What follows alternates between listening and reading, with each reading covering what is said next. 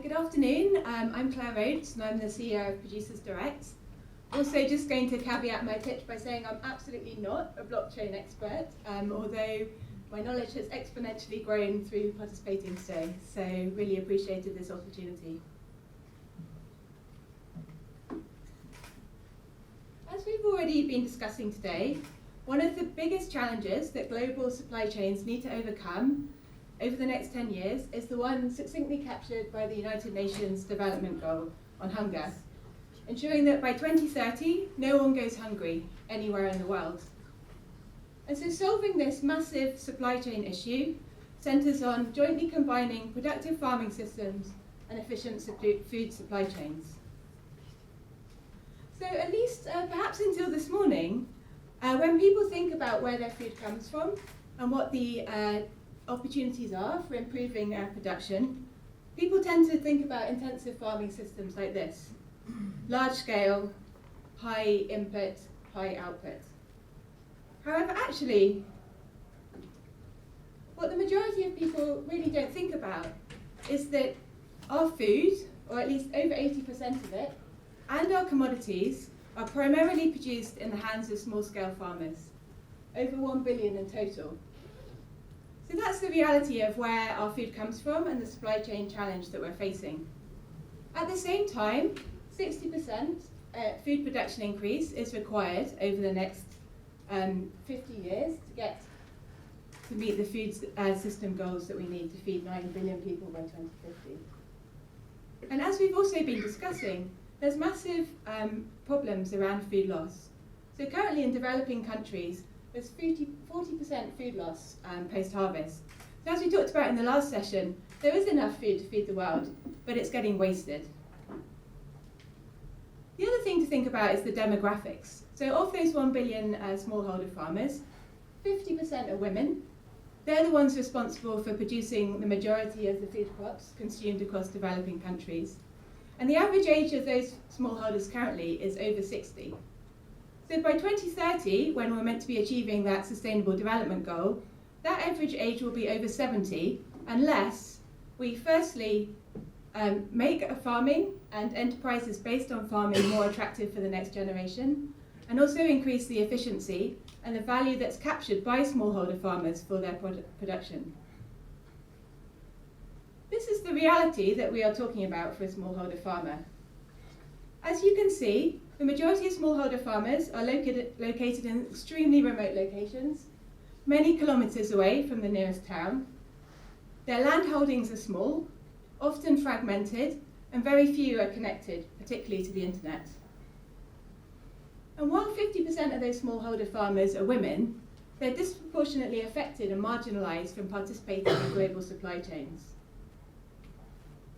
Typically, women smallholders are growing multiple crops, but the majority is used for food. They do sell surplus, but at the moment that is going to local markets, and they're capturing very low prices for that. And so not only is there food waste, but there's also low income generated for those farming families from the food. This is the equivalent of a high street bank for most of those women smallholders. They have extremely limited access to finance. Often female smallholders are marginalised further by not having the asset profiles and the transaction histories on their farming to actually be able to demonstrate creditworthiness and access a bank account.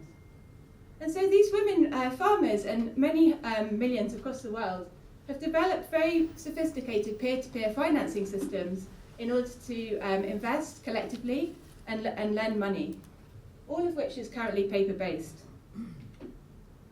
There's low access to technology, the majority aren't using a smartphone, and furthermore, this is the data management system that most smallholder farmers are using, both women and men.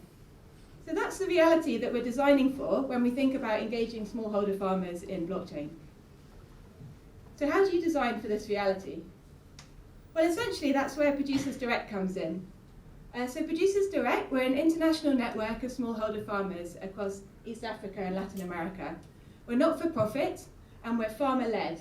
And what that means is that we deliver farmer-led support services, both in person and digital, to this international network of smallholder farmers.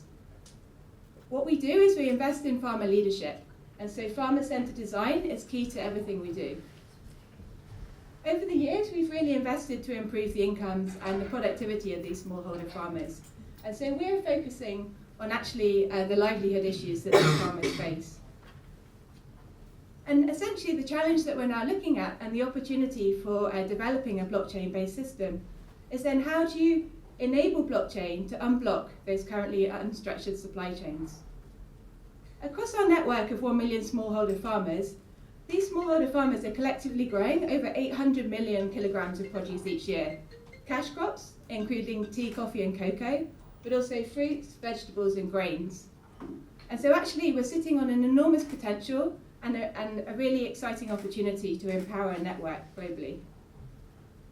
Currently, Producers Direct doesn't use blockchain at all, which is not a very good thing to say in a pitch, but I'm going to say it anyway. So we really focus on designing support services around the key aspects that we think smallholders need in order to participate in supply chains more effectively and capture more value from that market.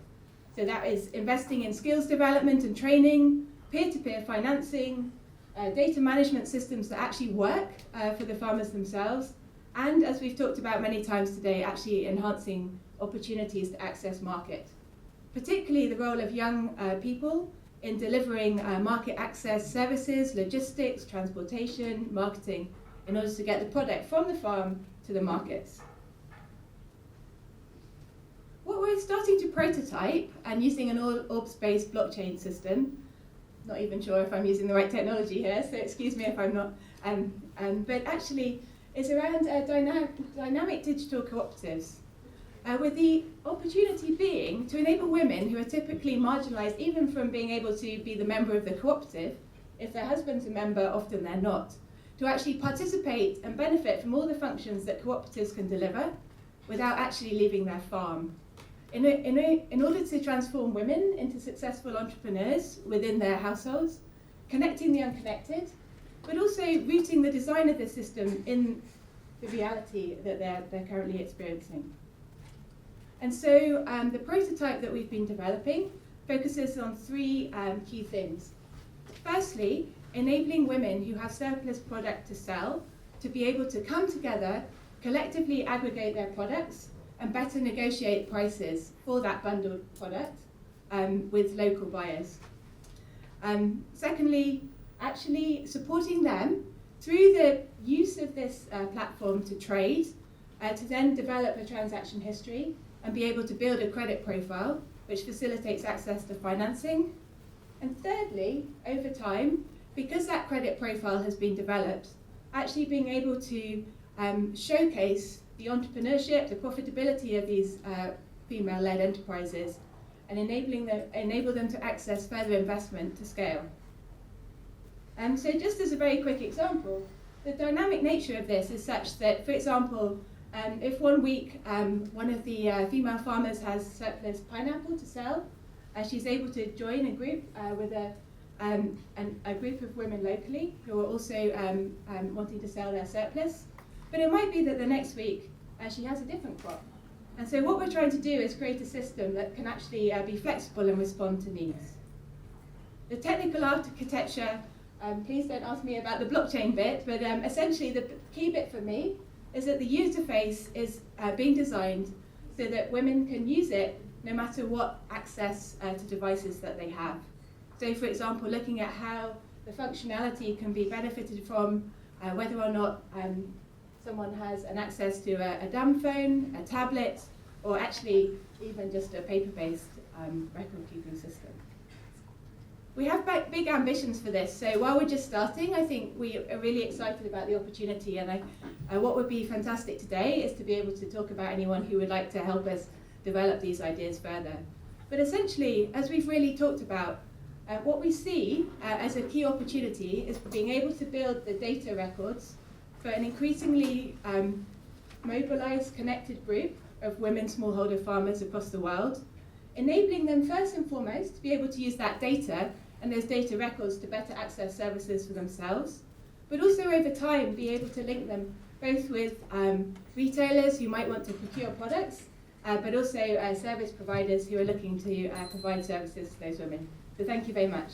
I shall just leave you with our group to scale, as and when we can partner with some of you all to help us realise some of these big ambitions. Thank you. Anyone? Off you go. I like this. Just a few questions, but I'll keep it brief. The first one you said about microinsurance and microloans. Have you already got those up and running? Will you be offering those, or have you already got service providers in place? How do you plan to work that?